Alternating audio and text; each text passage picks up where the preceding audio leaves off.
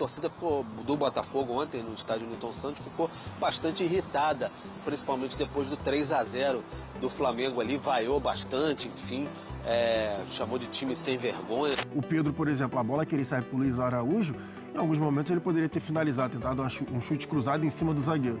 Não, ele teve tranquilidade, esperou o Luiz Araújo fazer a movimentação, deu o tapa e saiu o segundo gol do Flamengo.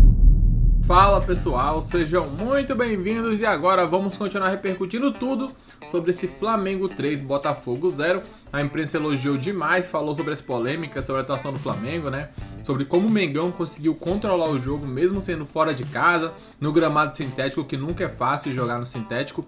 O Flamengo veio de um histórico muito positivo para cima do Botafogo e é isso que vamos acompanhar a partir de agora. Elogios ao Mengão após uma grande atuação e o Flamengo já se prepara para enfrentar o Palmeiras no final de semana, certamente um jogo que vai parar o Brasil. Sem muito mais enrolação, vamos direto pro vídeo e o link da ESPN estará aqui na descrição para que vocês possam acompanhá-los na íntegra. Os artilheiros aqui do futebol brasileiro estão vivendo grande fase e aí não é Pedro Henrique Torre, o Felipe Luiz mexeu na equipe, falou que vai ficar com a convicção dele, em jogo que entender que é melhor ele escala, em outro jogo não escala, mas a escolha dele ontem deu muito certo, Pedro.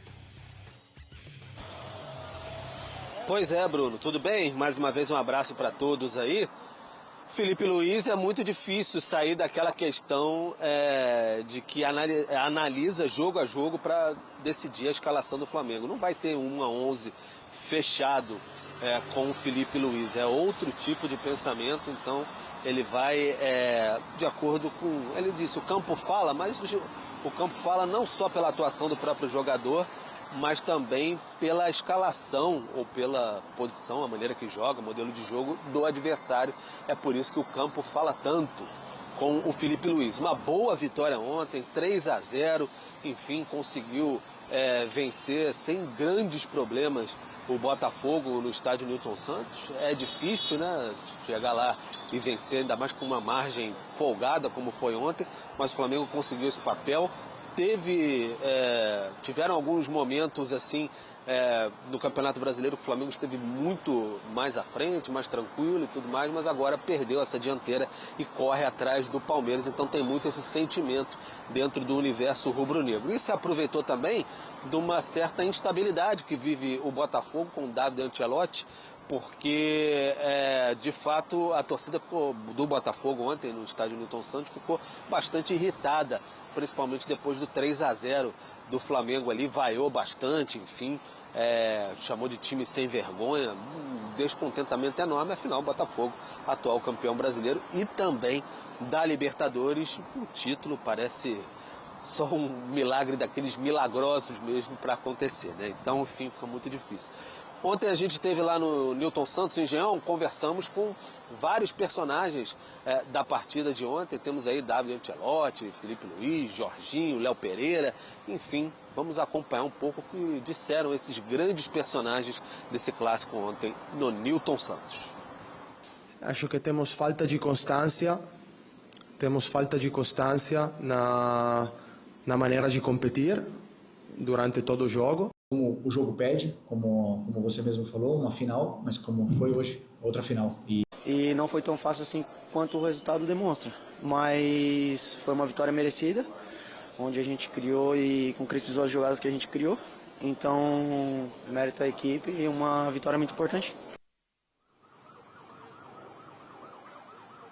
Tá aí então o Jorginho falando, enfim, Léo Pereira, todos os jogadores do Flamengo também, Felipe Luiz e David Ancelotti. A situação animada ontem no estádio Newton Santos. O Botafogo não teve zona mista, então por isso não acompanhamos nenhum jogador aí falando.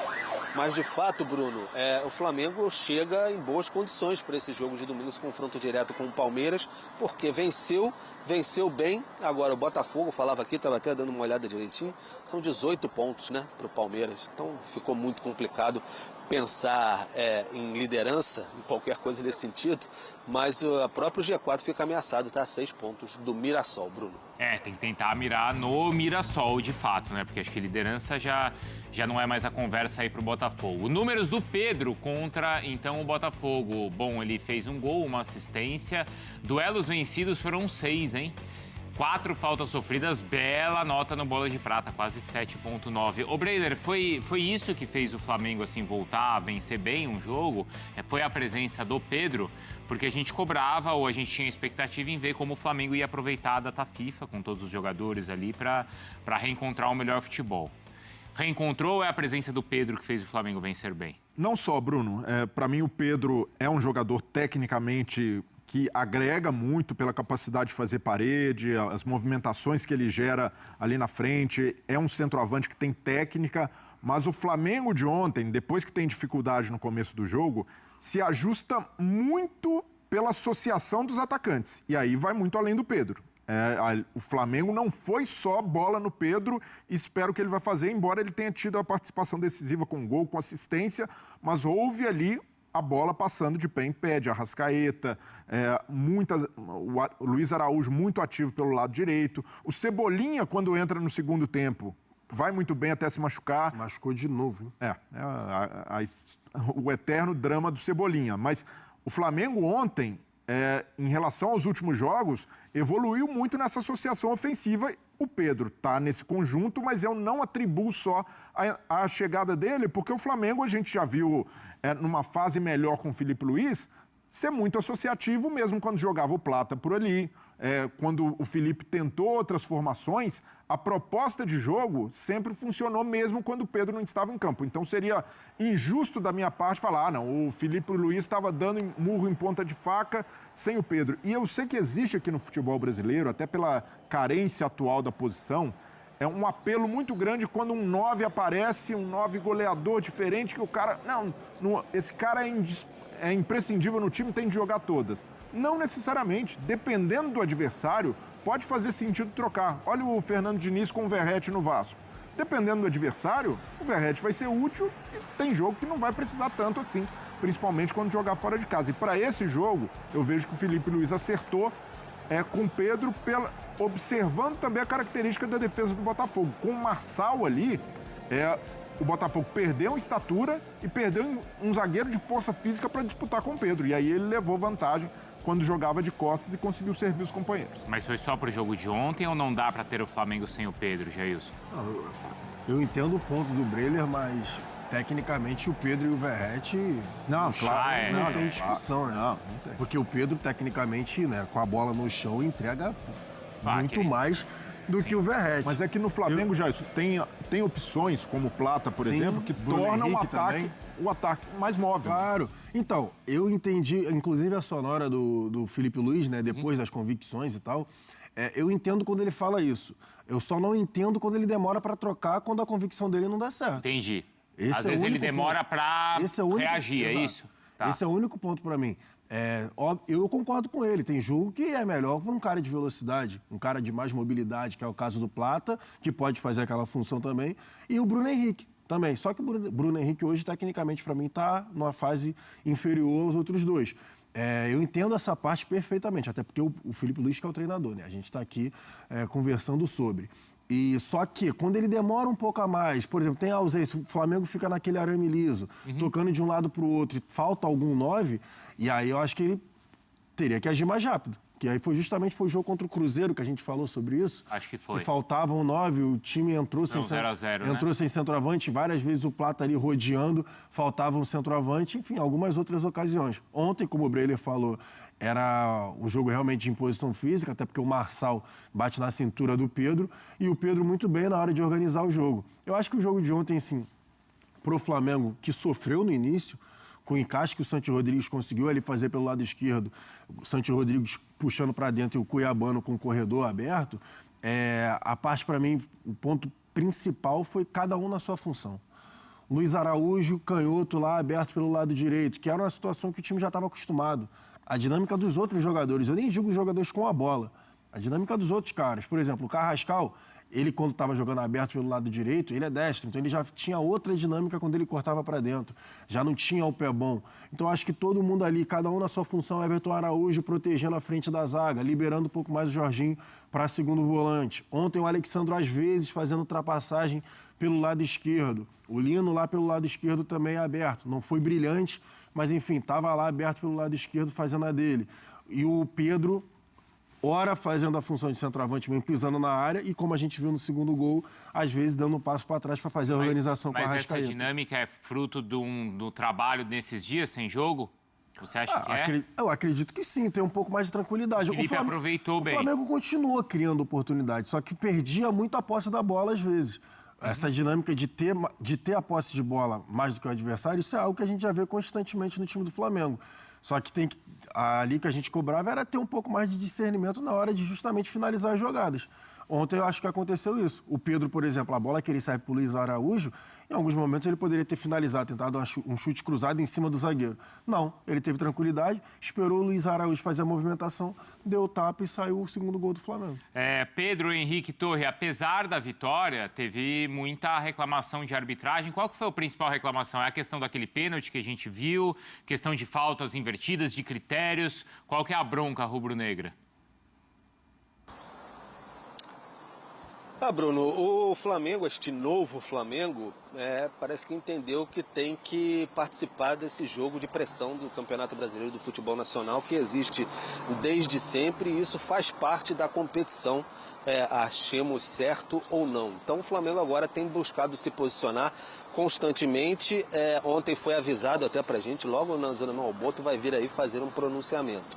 Então o Boto chegou, fez o seu pronunciamento. O Flamengo reclama bastante de um pênalti possível do Alan no Luiz Araújo, ainda na primeira etapa ali, uma entrada, um pisão no pé, enfim, tem até houve o áudio do VAR, etc. E também de um lance do Cuiabano, se eu não me engano, com o Emerson Royal. O Emerson Royal acaba levando uma pancada na canela ali, o Flamengo entende que o VAR poderia chamar para o vermelho. Então o Flamengo está incomodado com isso, mas tudo, Bruno e amigos, é um jogo de bastidores já, que o Flamengo entende que precisava participar, entrar nessa ciranda aí, porque senão ia ficar para trás. É o jogo jogado, repito, gostemos ou não. Então, o Boto falou ontem sobre isso, e aí depois o Felipe Luiz também, na coletiva de imprensa, foi questionado. Aliás, só um parênteses, o Felipe Luiz, geralmente muito calmo, tranquilo, na beira do gramado, muito irritado com as questões de arbitragem, onde chegou a arremessar uma garrafa em um determinado lance que ele achou que tinha sido pênalti, mas a bola bateu, acho que no Marçal, um cruzamento, bateu na barriga dele, então estava bem irritado com a arbitragem. Já acho que isso é o acúmulo dos últimos jogos que o Flamengo se sente prejudicado. Então vamos ouvir agora Boto e Felipe Luiz sobre essa questão do apito. Não é uma coisa que eu gosto, mas eu não me posso calar enquanto o Flamengo é prejudicado desta forma. E não é o facto do resultado ter sido positivo que nos vai fazer calar. Um lance de penalti claríssimo, que o árbitro pode não ter visto, mas o VAR tem que intervir. E não intervém porquê? Nós queremos essa resposta. Porquê é que o árbitro não intervém num lance destes? Porquê é que a entrada sobre o Emerson Royal, que é também passível de o VAR chamar para expulsão do jogador, e o VAR não intervém? Até quando é que vamos ver coisas destas, e sempre contra os mesmos, sempre contra o Flamengo?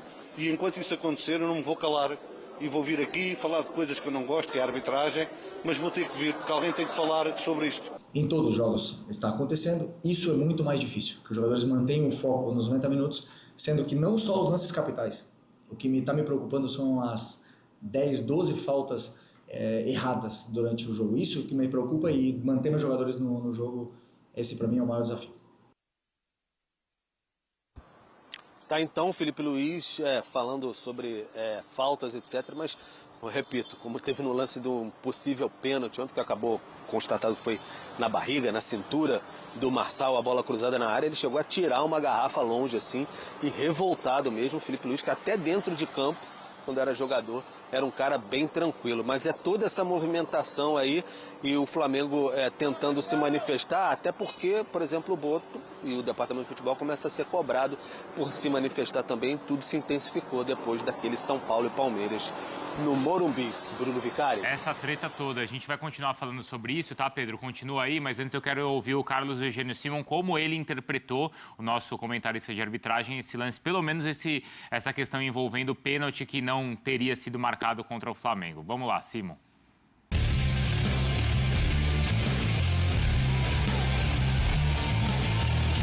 foi a narrativa do campo, tá, o Alex? Aqui a 8, talvez. Normal de jogo, cara. Teve uma disputa lateral, que teve uma entrada por baixo ali, que não foi nada faltoso pra mim.